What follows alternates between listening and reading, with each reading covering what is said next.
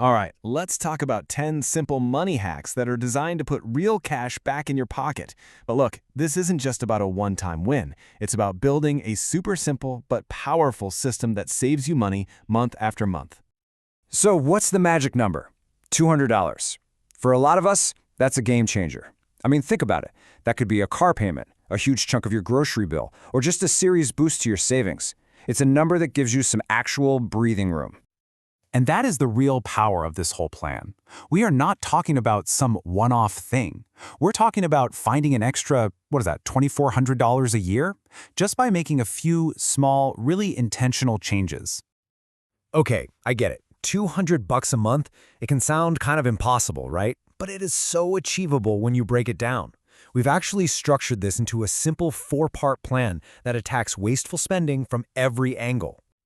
First things first, we've got to plug those financial leaks.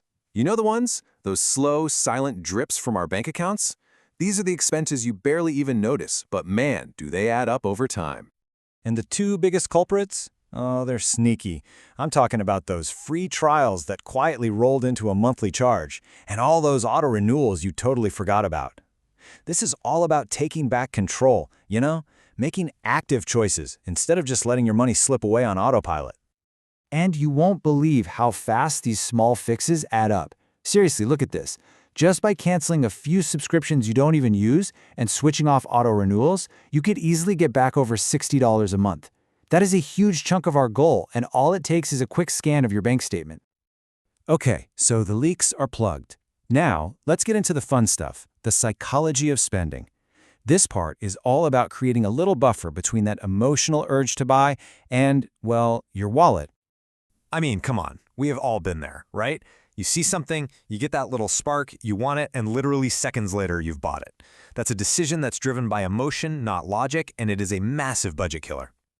This really hits the nail on the head. It's like you've got this little battle going on inside your head. Your emotional brain is screaming, "I want it now," while your rational brain is kind of trying to wave a little red flag, asking, hey, do we really need this? So what's the secret weapon? It's ridiculously simple. The 24-hour rule. Before you make any non-essential purchase, just wait 24 hours. That's it. This simple pause is usually all it takes for that initial excitement to wear off and for logic to kick in. It's wild how often you'll wake up the next day and think, nah, I don't actually need that. And hey, if you want to make this even easier on yourself, you got to be proactive. Get ruthless. Unsubscribe from every single one of those tempting marketing emails. Because if you don't see the sale, you can't be tempted by it. And try planning a no-spend weekend. It forces you to get creative with free stuff, and it breaks that habit of spending just for entertainment. All right, so we've played defense by plugging leaks and managing those impulses. Now it's time to go on offense. This part is about making small, strategic changes to your daily routine that have a massive impact over time. Okay, get ready because the numbers here are absolutely staggering. Let's just take that daily coffee. $4 a day, that's $80 a month gone. Switching to store brands, which, by the way, are often made in the exact same factories as name brands, can save you another $80. And swapping just a couple nights of takeout for simple meal prep, well, there's another $60 right back in your wallet. Seriously? Just let that sink in for a second. These 3 simple habit changes, that's it, can often get you to or even past our $200 monthly goal. This is where those small, consistent efforts really pay off big time. Okay, for our final part, we're going to make all of this completely effortless. Because let's be real, the best savings plan is the one you don't even have to think about, right? This is where we put your progress on total autopilot. The whole strategy here boils down to 2 things: simplify and automate.